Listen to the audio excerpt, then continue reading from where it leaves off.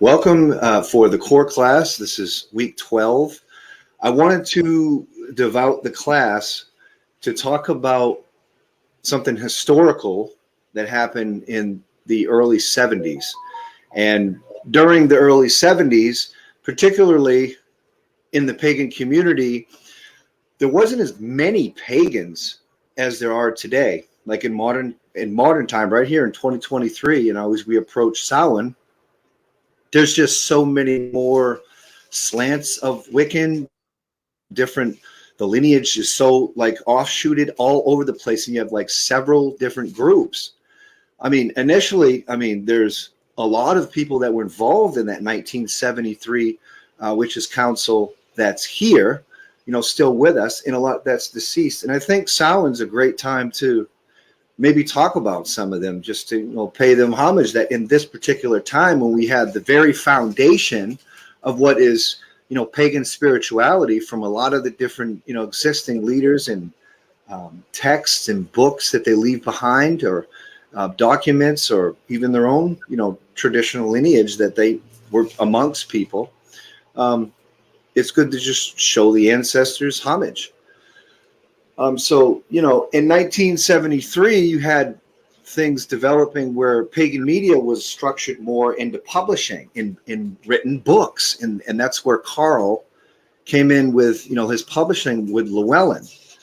Llewellyn Publications, has my favorite occult magic books on, the craft and stuff.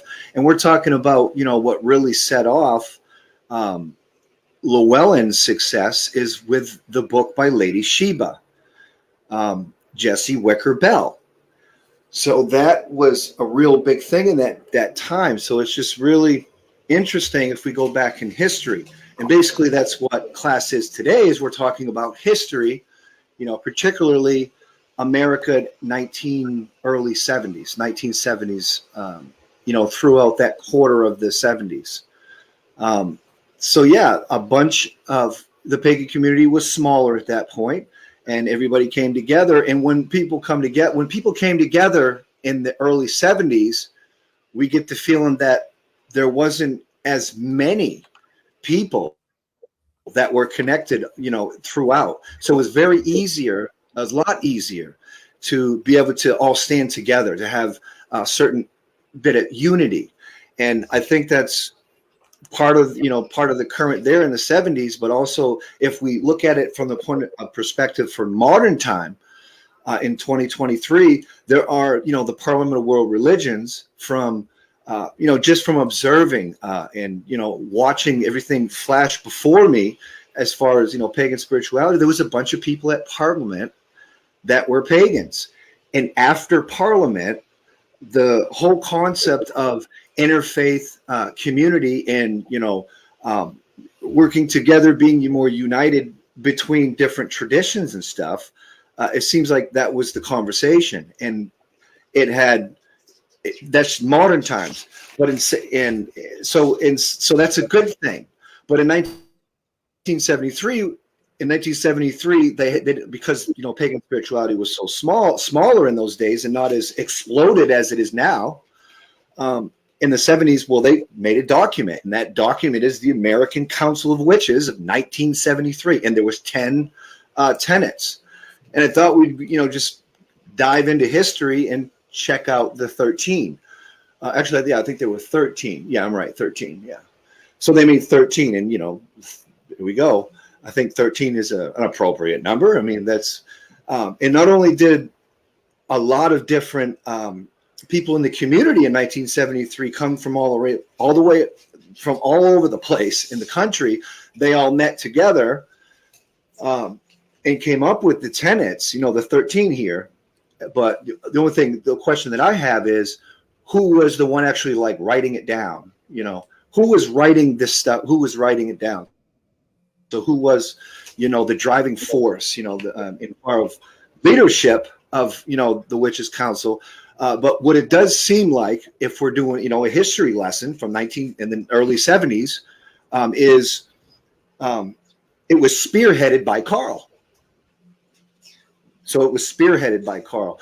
And at the time, I feel like that was the pagan media of the time, when the press came out, where the people were getting published books and things like this. Because, back in them days, we didn't have internet and talk on social media, or, have radios and stuff like that. Radio shows are definitely not television. So the very first tenet in 1973, American Council of Witches, they say, we practice rites to attune ourselves with the natural rhythm of life, forces marked by the phases of the moon and the seasonal quarters and cross quarters. So basically, the first tenet, as I interpret it, and I mean, we can definitely talk about it if anybody wants to talk about it, is that you're just kind of going with the natural ebb and flow of Mother Nature itself. Now, I know earlier in the core class, I've always been an advocate for adhering to immutable law, because it's a foundation that cannot be cracked, and then also adhering to natural law, like Mother Nature, because Mother Nature does not lie when she teaches us. Mother Nature can't lie to us. So that's the best teacher, the one that is always pure. There's no toxicity to it. So going with the natural ebbs and flows of nature, I think, is definitely a good one. And they had that, their number one. Does anybody have any commentary on the first tenet of the American Council of Witches, 73?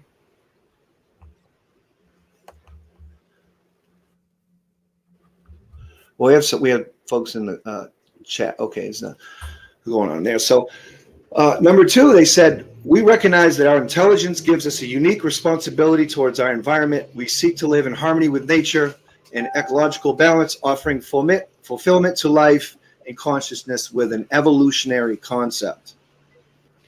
The way that I'm interpreting that is the evolutionary concept is, that sounds like something that, pagan spirituality was most likely embracing in 1973. Because it is like an evolving tradition. The traditions of Wicca, for an example, if we're going to highlight, different types of spirituality, Wicca has so many different transformations and evolution. I mean, it runs parallel with the Hermetic law of vibration, that everything is constantly moving, constantly, in route,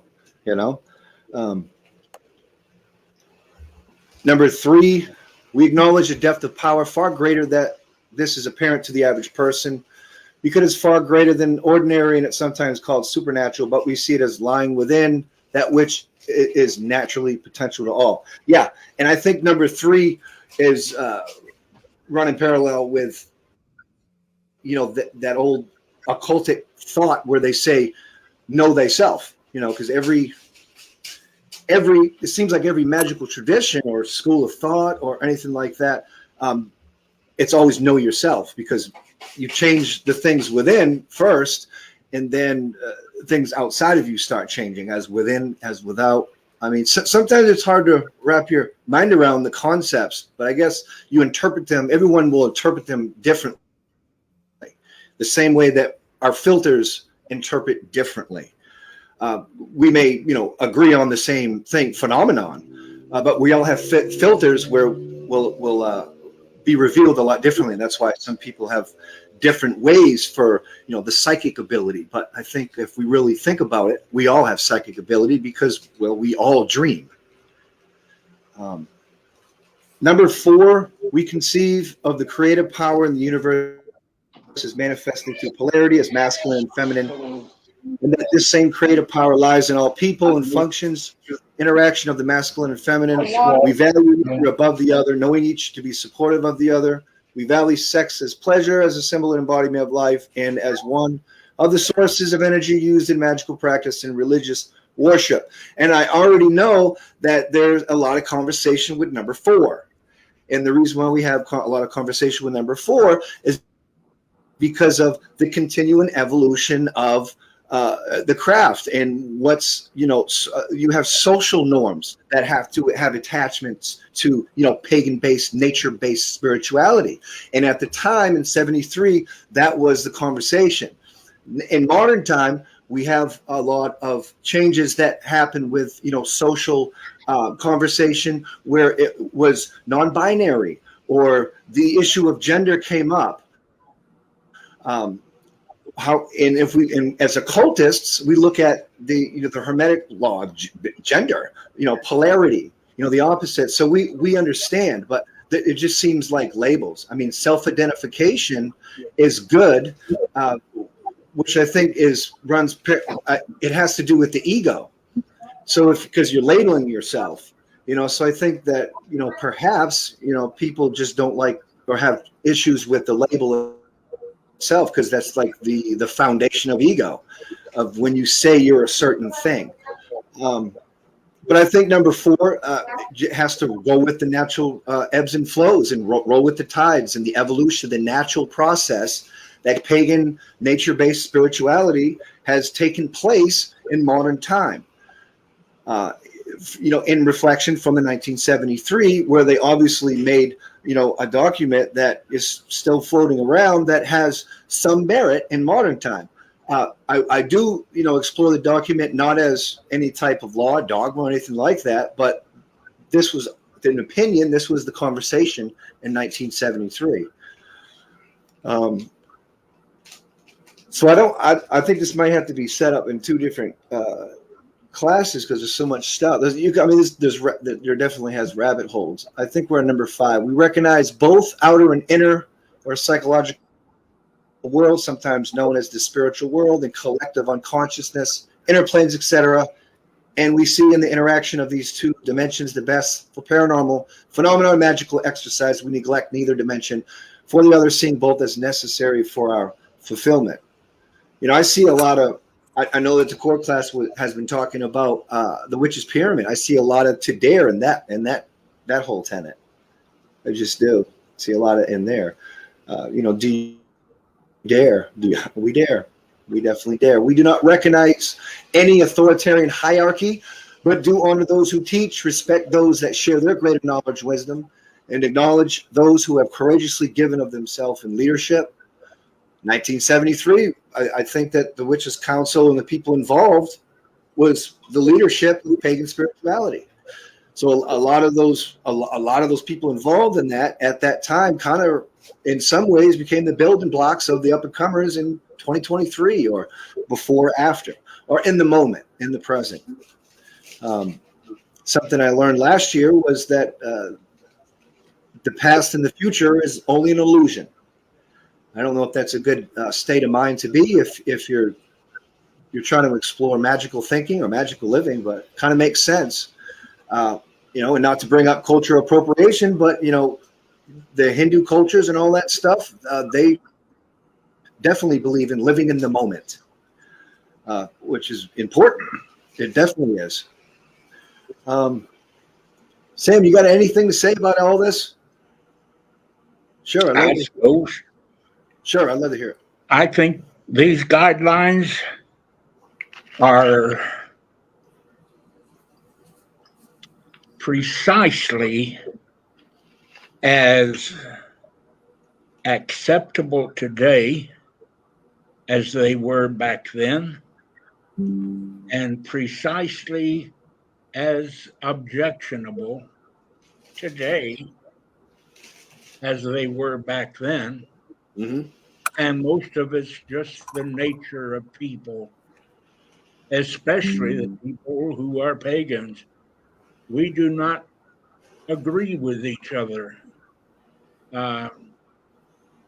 We feel like family towards each other, and we share so many beliefs and things, but we will not confess it where we to be at have guns pointed at us. We would not confess it to be so, that we actually agree with each other and that we are alike in some ways and kindred spirits in some ways. It's just not our nature. But I think this effort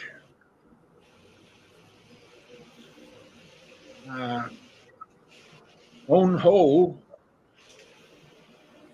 was an excellent effort back then, and it's an excellent effort today, because we have the same little disagreements with it today. You read the art, I forgot which one it was, but it had a little closing paragraph about evolutionary something or the other, which made no sense to me when I read it. It was just a little paragraph. I thought, well, that's okay. The rest of this particular guide is agreeable to me pretty much. But this little thing on the end, I have no idea what it means. And I think that a lot of us are like that. We have general consensus with it, but we also kind of want to withhold our commitments to it also, just because we're pagans. Maybe they should have included that in the guidelines. Yeah, I mean, maybe they should have. Number 7 is we see religion, magic, and wisdom in living as being united in the way one views the world and lives within it, a worldview and philosophy of life, which is identified as witchcraft, the Wiccan way. Way that I didn't interpret that is, the wise ones of humanity, acknowledge and understand that every religion on the planet is, a current to be explored. And most wise ones are familiar with those currents or those traditions. And that's part of, seeking knowledge and stuff and wisdom. So back in 1973, when this was done, I'm fairly sure that Wicca was a word meaning witch. And they were synonymous, but Wicca was the more polite word. If you were telling someone you were a witch and they were possibly a Christian, you wouldn't say, I'm a witch. You'd say, I'm a Wiccan. And it didn't mean that you were a member of some British traditional Wiccan system like Gardnerian, Alexandrian, whatever. It only meant that you were a witch. Right. But I think the original spelling was Wicce, and it was pronounced Wish, something like that. Yes. Yeah, it depends on what English that you're exploring. But speaking of calling itself one witch, that I was number 8 was witchcraft for a while, and Wicca and everything, paganism. I was out of it for a while, raising a family and stuff. When I came back, I found out that if I told someone that they were a Wiccan and they were a witch, why, they would go crazy at me for saying that. How dare you accuse me of being a Wiccan? And vice versa. Well, I think it's a compliment. I mean, the names had changed. Where earlier in the early 70s, they were pretty much synonymous, and Wicca or Wiki was a politer form of saying that you are into that sort of stuff. When I came back in the early 2000s, it was outrageous, the animosity that had developed between those who identified as witches, who were generally atheists, witches. They focused on the craft and the practice of Wicca. Let us have a craft now.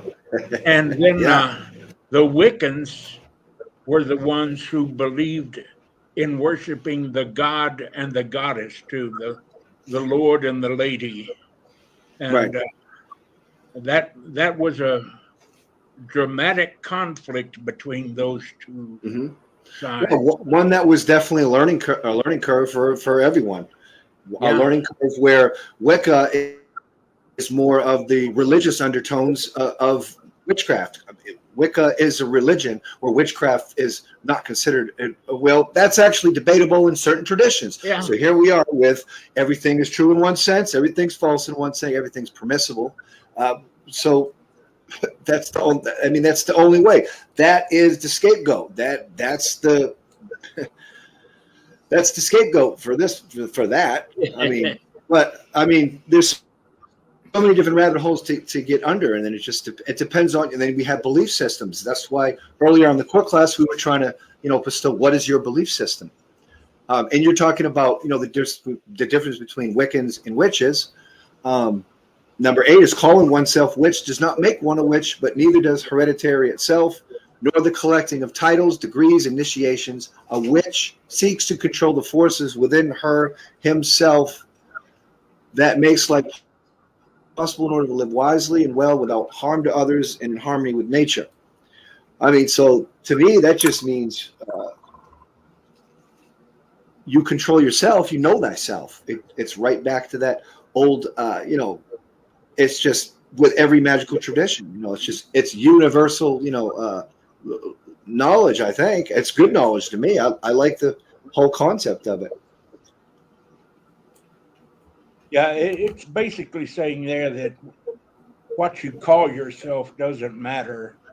It's actually what you do and what your practice is and how you change yourself and how you use the craft to make your world better and also to make yourself better. And if you're not doing that, then you're not truly a witch or a Wiccan. You're just wearing labels like a lot of people do all the time. I wear a lot of labels. I'm good at it.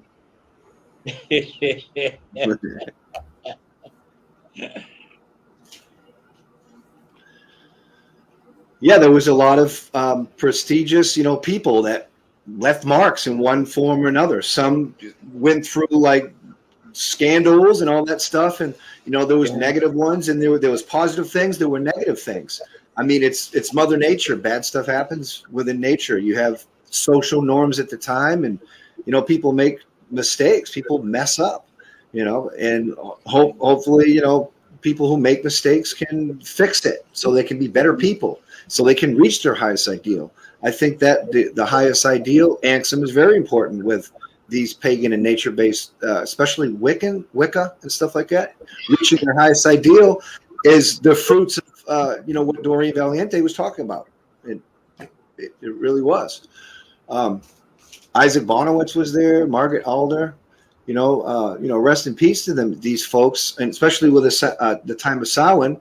These are the ancestors, of a lot of the belief systems that modern paganism has. These people were right there. This was their community. This was the conversation in 1973. Tim Oberon Zell was there with Morning Glory, 73. A lot of things happen. Things are in motion. Now Oberon Zell is at Parliament of World Religions. I mean, that was all public. He's trying to bring peace, unify the community. And, it's very difficult for a lot of these founders, pioneers to do that in modern times because of the explosion. You have you have literally how many hundreds of thousands of seekers, and you only have a handful of people that lay down the actual foundation for, what is American contemporary paganism in Wicca, in witchcraft. You're heading in that way. I think none of us really knows what we're doing, but I think that what did you say? Nature, right? I think Mother Nature knows what she's doing, and she's kind of in charge of the show here. Mhm. We may not know that, but that's where it's at. Um, all of the different craft traditions, the ones that hate each other and not, uh, the heathens that don't want to be labeled pagans, and the pagans that don't want to be labeled heathens. I like them. I like the heathens. I've been attending sessions with some heathens who are really nice people, and I wish that they could be comfortable. And Bert Johns, the guy that I work with, uh, his his tradition, he encourages it a bit because he likes pagans. He Mm. likes where we're at, and I like where they're at very much. Uh, we just got to get there, you know. Yeah. I think the one that's going to get us there is nature. Mhm. Eventually, these things will get over their differences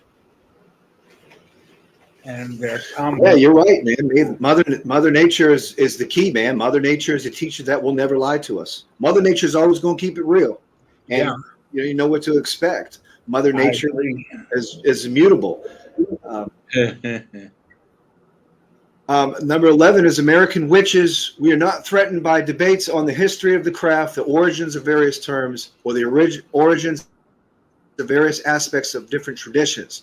We are concerned with our present and our future. And I think part of that was the first thing that pops into my mind is the old Irish folk that were on the hilltops with the balefires, with human sacrifices to Baal. Yeah, That's what pops into my mind. So I mean, yeah, obviously, that would be in the conversation. I mean, that's where I'm at with that. And then immediately following is number 12, where it's we do not accept the concept of absolute evil, nor do we worship any entity known as Satan or the devil. As defined by Christian tradition, we do not seek power through the suffering of others, nor do we accept the personal benefit can be derived from being denial to another. And right off the rip, that reminds me of the 70s satanic panic, right? So the satanic right. panic of the 70s Big where you back had, then. yeah, so it was a big deal. Like, yeah, so it automatically, I mean, and I think that Azure Greens has a great message when they have a bumper sticker that says 667 right next door. Yeah, So 667 was probably something that sprouted that's the from number of the beast is right 666. things that So yeah. So 667 is right next door, huh?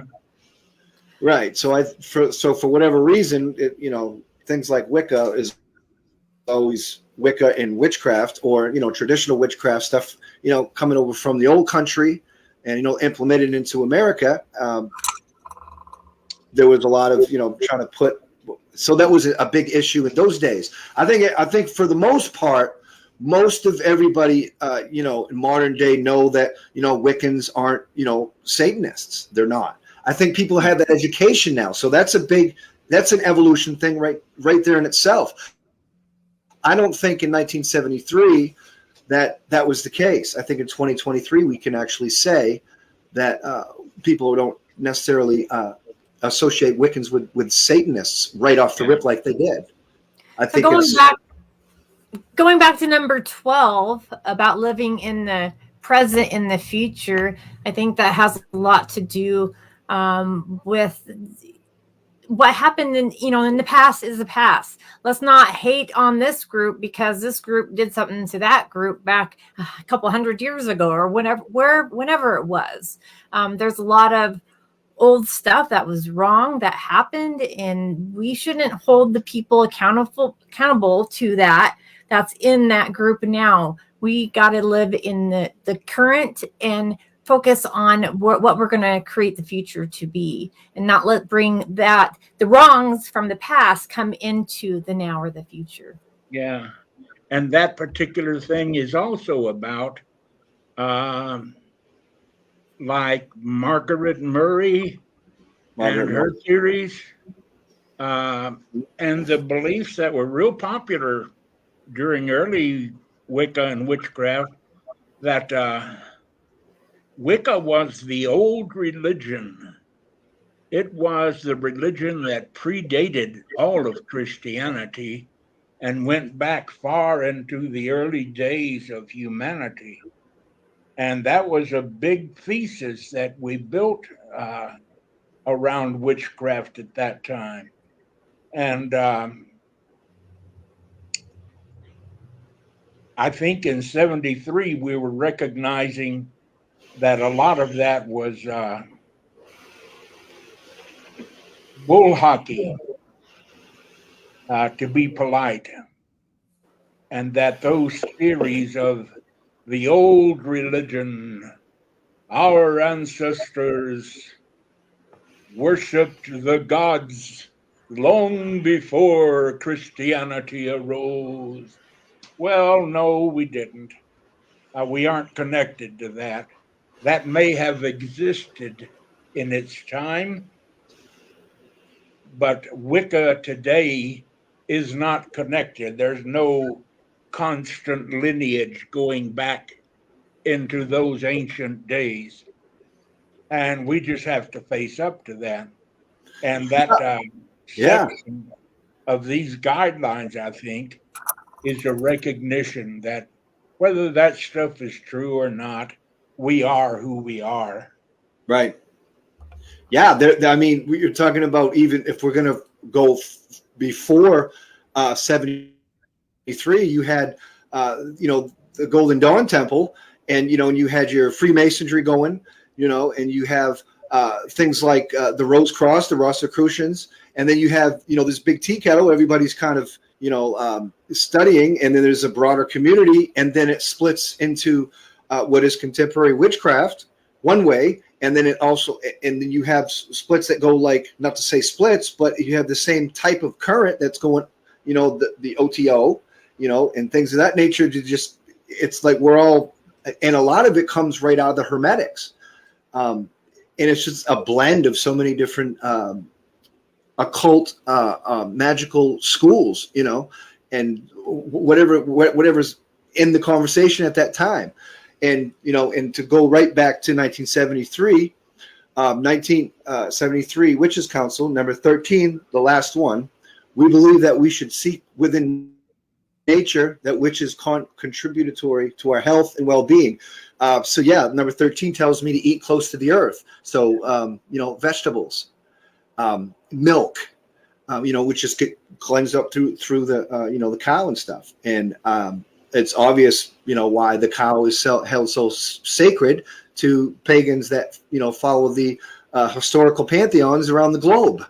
So the cows become sacred in different pantheons. And equally as important as 13 Principles, that was the introduction. It was a document. And the 13 Principles is like something is a little bit different than the Witches Council tenets. But we can talk about that probably Wednesday. I have my doubts about the Witches' Pyramid. I see it as a contrivance of Eliphas Levi, just some thoughts that he had one day. There we go. And he made a comment about them, to know, to dare, to will, to keep silence. Yeah, I like that. I think I'll write that down. And I think from him, it was passed on to people who took it more seriously and thought it was divine revelation. But it wasn't. It was just a good intellect coming up with something that works. And as we've gone on, we've applied it and devised it and taught it and everything. And it's become something other than what Eliphas Levi ever thought of it becoming. But it works, you know. It works. We can use it to say, this is how you do magic. It's not important that it was some message from the gods, something divinely received. It was just a notion in his head. He liked the idea, and he wrote it down, and other people interpreted it, and we've made something of it that it wasn't originally, and what we've made of it works for us. And I think that happens with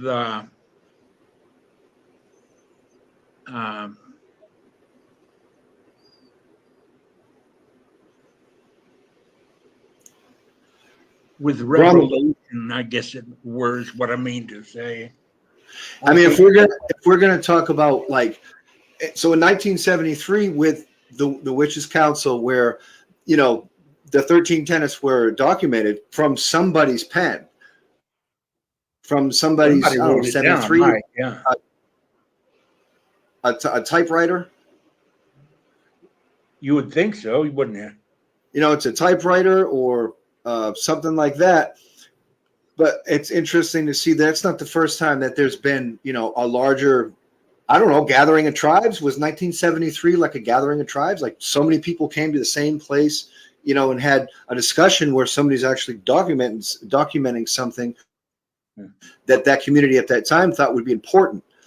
And even before 74, you know, just for informational purposes, 1966, there was something that happened in Echo Park, Los Angeles in 1966. There were a number of organizations over the next few decades that drafted similar, you know, proposed guidelines, just different slants. But it seems like the one that really sticks, the Council of Thelemus, the one that sticks in our history, and we're talking, you know, late 19th century, 1973 Witches' Council is definitely it.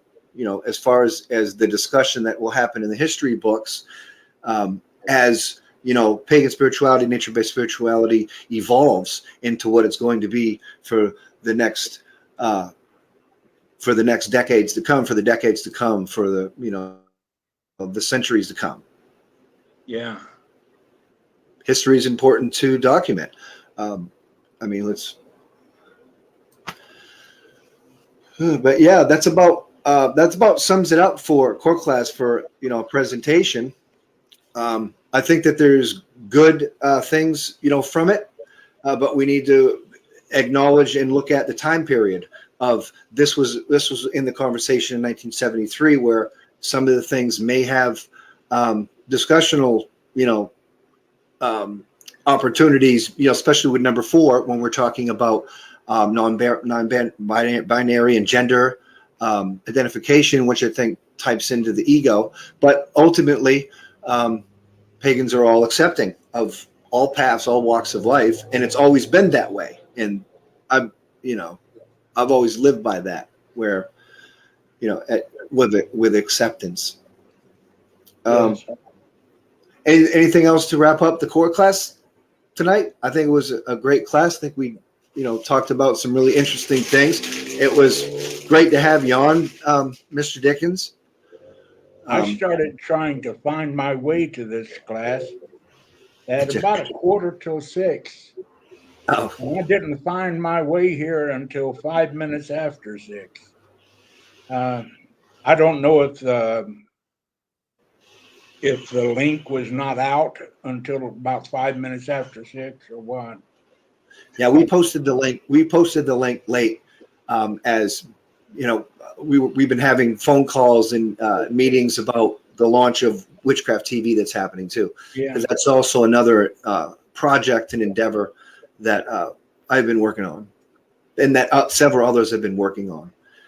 I imagine. Right. That's So a big project. yeah, but it's going to be a great launch, and there's a lot of good things happening with that, with the television station, where it's going to be a voice for any tradition. It doesn't matter who you are, you get a voice. It's no dictatorship, no puppeteering. It's open channels, similar to that, with the endeavors of what was being documented in the earlier magazines for the pagan community, if you get my drift. Yeah. Similar to that, the same type of allowability of voices for all. We're not going to extinguish fires over there. But yeah, just common decency. Thank you guys for the core class tonight. I'll see you all back on Wednesday. We're thinking about something with a shamanistic presentation, perhaps. And blessings to all. Have a safe Samhain weekend. This is Samhain's weekend. Everybody have a blessed Samhain weekend. Homage to the ancestors. See you next week. This is week 12 core class. The Witch's Pyramid, 1973.